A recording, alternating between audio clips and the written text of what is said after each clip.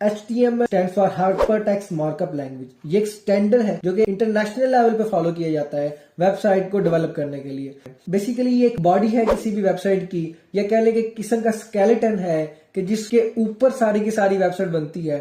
آپ اس کو کنسیڈر کر سکتے ہیں کہ یہ بیسک بلڈنگ بلاکس ہیں. جیسے آپ بلاک کے اوپر بلاک رکھ کے ایک بلڈنگ کو کنسٹرکٹ کر سکتے ہیں, تو اسی طرح HTML بیسیکلی ایک بلڈنگ بلاک ہے. ڈفرینٹ شیپس کے, ڈفرینٹ اینگلز کے بلاکس ہیں جن کی مدد سے آپ پورے کا پورا ایک اسٹرکچر بنا سکتے ہیں.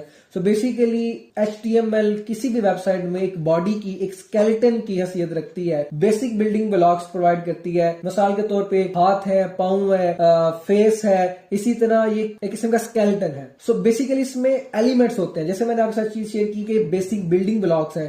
سو HTML میں ڈفرینٹ ایلیمنٹس آتے ہیں جو کہ بلڈنگ بلاک کا حیثیت رکھتے ہیں. اب ان کو یوز کرتے ہوئے ہم پوری کی پوری ویب سائٹ کو کریٹ کرتے ہیں.